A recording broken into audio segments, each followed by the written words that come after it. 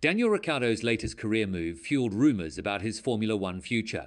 Despite all of the denial that's come from his side, the Aussie is still a power figure in the world of phone. And Ford recognised that by giving him this new role, but will it result in something much more than just presenting the American brand? And more importantly, how will it translate to the potential revival of his phone career? The situation with Daniel Ricciardo and his phone entanglement has taken an interesting turn.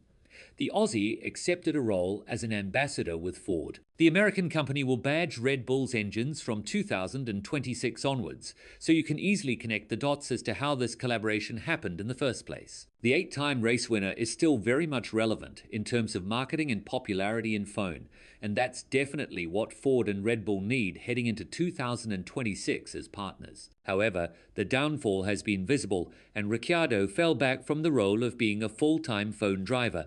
The last race was back in Singapore in 2024, and while many would love to see him back in a suit, chances of that happening are very slim. But they aren't zero, and the latest move with Ford proves that as well. What else could we think with Ricciardo saying that there is more around the corner after signing the contract with Ford? The goal for Ford is very simple. They want to bring the road and race operations closer than ever before by using the best products, technologies, and experiences for the customers. And I don't think there is a better person to use for this project than Ricciardo. Be that as it may, Ricciardo's fame was forged in a Formula One car.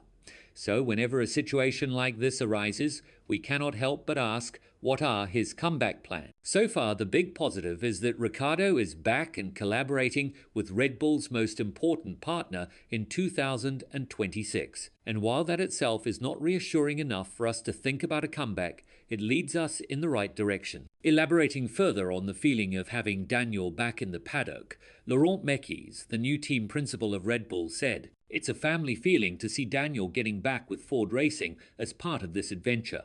It's a great feeling. I think it's one of the many examples in which we see how many connection points we have between our two companies, between the two projects. So it's very exciting. I'm sure everybody will love to see Daniel back in the paddock, and we are going to perhaps have that sometimes thanks to Ford Racing."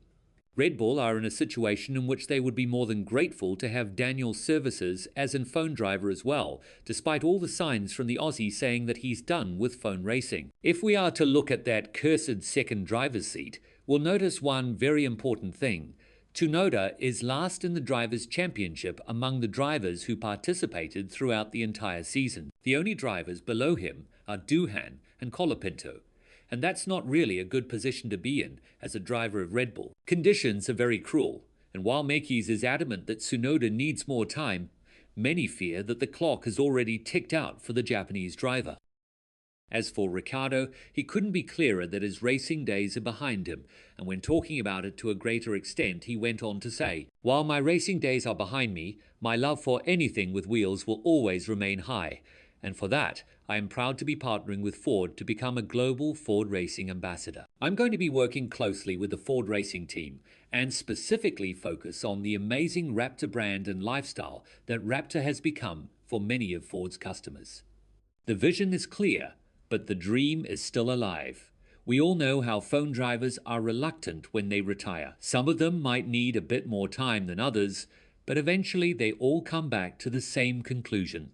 We want to race again." That's what happened with champions like Alonso and Raikkonen, and that's what has likely been crossing Vettel's mind as of recently. The circumstances under which these drivers are going to accept a contract, however, are not nearly the same, and that is probably the biggest obstacle when it comes to us seeing Daniel in a phone suit. As for Ford, they'll have a very big mission on their hands very soon: return Red Bull to winning ways. Of course, they have Verstappen in 2026.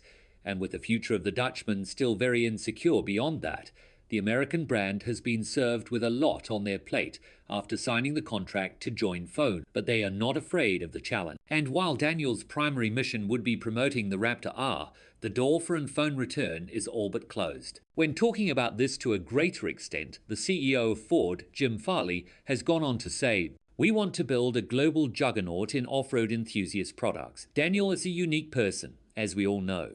But he also brings a real passion for off-road to a lot of mainstream customers who may not think about off-road. I talked to all the drivers today, all your drivers, and they all were like, can I get a Raptor R? There's something behind that. It's kind of an exotic fruit. Again, Red Bull might be in a position in which the presence of Ricciardo is going to benefit them a lot, but the reality of their progress speaks otherwise. Something needs to change drastically in the way Ricciardo is thinking about a potential phone project. And pardon me for being a bit pessimistic here, but I don't think Red Bull has what it takes to bring him back as of now. Maybe the lion in Daniel will wake up once he sees the struggles of Red Bull, or the potential threat of them losing Verstappen because of the low competitiveness of the car, but that's really something that has a very slim chance of happening. Ford made the first move by bringing Ricciardo into the sport in the first place, and while it's highly unlikely that they have the power to refocus him on the phone project, we'd like to keep our reservations on this topic. Nevertheless, Daniel will make every phone fan happy if he returns as a driver. But since we saw how the last stints with McLaren and Racing Bulls played out, I don't think he'll be extra motivated to hop next to Max in 2026 or maybe even 2027. The high nature of competitiveness hasn't been present for a long period of time in Daniel. And since his departure from Red Bull, we've seen a decline in his form with occasional brilliant drives in Renault and the win in Monza.